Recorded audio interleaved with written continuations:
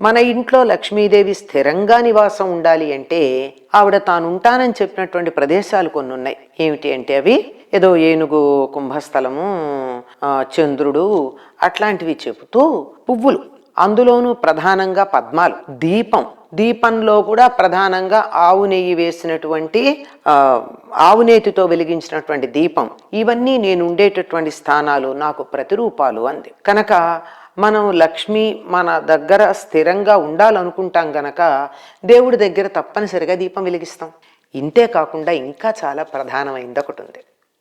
ఎక్కడైతే జగడాలుంటాయో అక్కడ తాను ఉండను అని చెప్పిందమ్మ. చెడ్డ మాటలు మాట్లాడే చోట, దెబ్బలాడుకునే చోట, ఒకళ్ళనొకళ్ళు తిట్టుకునేటటువంటి చోట, ద్వేషించుకునేటటువంటి చోట తాను ఉండను ఉండను ఉండను అంది. మన ఇంట్లో లక్ష్మీదేవి స్థిరంగా నివాసం ఉండాలి అంటే మనం మంచి మాటలే మాట్లాడుకోవాలి, ఎవరిని తిట్టకూడదు, తగాదాలు పడకూడదు. ఏదన్నా అభిప్రాయ భేదం వస్తే మాటలతో వాటిని సరిచేసుకునే ప్రయత్నం చెయ్యాలి, కానీ యుద్ధాలు చేసుకోవడం, తిట్టుకోవడం చేయకూడదు. ఇంకొకటి, లక్ష్మీదేవి తానుంటానని చెప్పిన ప్రదేశాల్లో పసుపు ఒకటి. అందువల్ల ఇంటి గుమ్మాలకి పసుపు రాచి ఉంటే ఆ పసుపు మీద చక్కని కుంకుమ బొట్లు పెట్టి గనుకున్నట్టయితే అమ్మవారు ఇంట్లో ప్రవేశించటానికి ఇష్టపడుతుంది.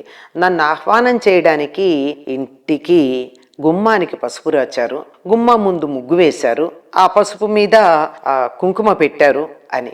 ఇంకా కొంతమంది, అందరికీ కుదరకపోవచ్చు కానీ అదంత అవసరమని అనిపించకపోయినా కొంతమంది చేస్తూ ఉంటారు, గుమ్మానికి తోరణాలు కడతారు.